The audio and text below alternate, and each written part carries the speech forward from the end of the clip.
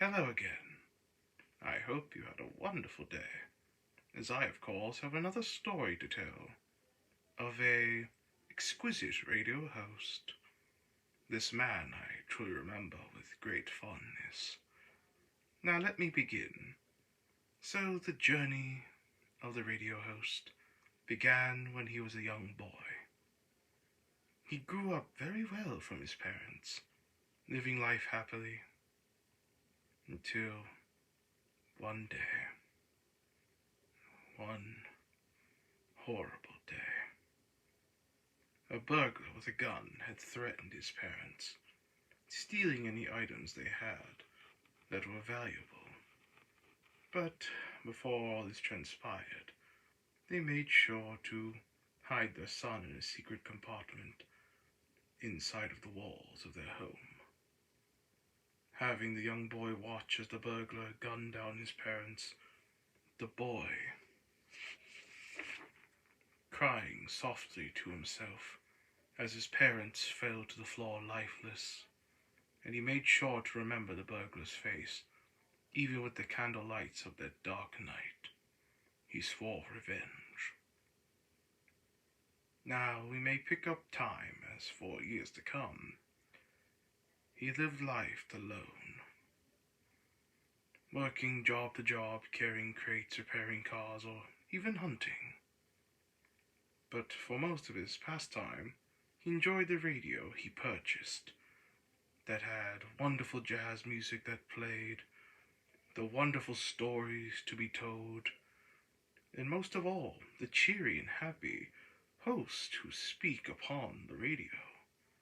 He always hoped to be one, as he even practiced imitating a host, having his own swing to things.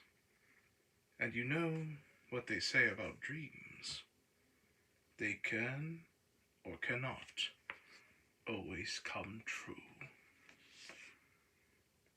True. So, in this case, it did.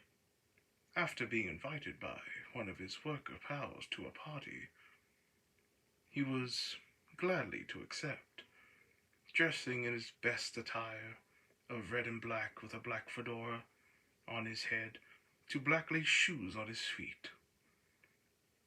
So, he arrived at the location that was the most awe-inspiring club around, from jazz music playing from the band near the stage, to the bar and bartender giving drinks to many talkative patrons who arrived or have been there. And the most beautiful sight he had ever seen, the owner of the club, wearing a long red dress, a white fur coat, and red heels. She greeted happily to all the people of the club with open arms as she went to sit down, having drinks with people she knew, having the young man get picked on by his pals by saying he is far from his league, as he continued enjoying his time in the club, drinking, talking to his friends, till one of his pals, in a drunken stupor, dared the young man to try and get with the club owner. At first, no, but with pressure from the others, causing him to do the dare. He came up nervous, but he stood with pride in his gut and determination etched into his soul, with suave and passion in his voice, to have a drink and talk, having her accept the offer, which was a surprise to him and his pals, who were afar. So, after a couple of drinks and talking, they hit it off, with the young man bringing up his dream of being a radio host, which the club owner offered to give him that role. In return, the young man spoke to clarify that it wasn't a joke, was it? That she offered such a deal? And so, with a smile and a kiss upon his cheek, she said it was no joke, and to meet her after the club was closed, leaving a key to her room as she departed to maintain the club's standards. The young man, holding the key in one hand and rubbing his cheek where she laid her lips upon, was in love struck. As his pals came to congratulate him, continuing the festivities with drinks and merriment to go around the entire night.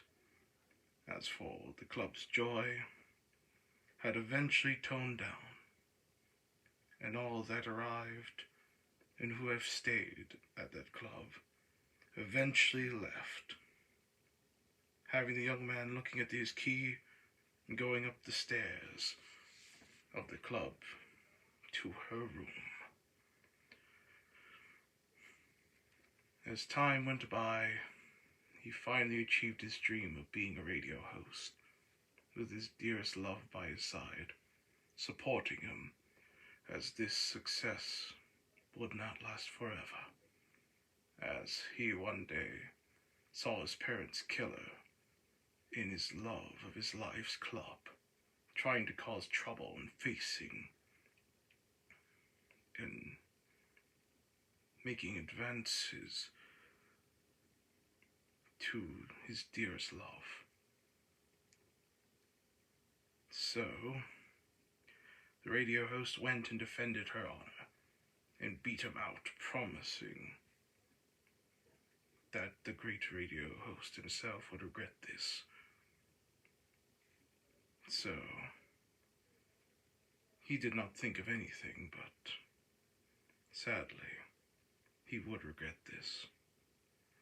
As for when he and his love was walking about, men came by for a drive-by, and the radio host tried to take his wife to safety through a building, but had taken a fatal hit with his wife's final words of how she loved him, with tears in his eyes, begging for her not to leave him.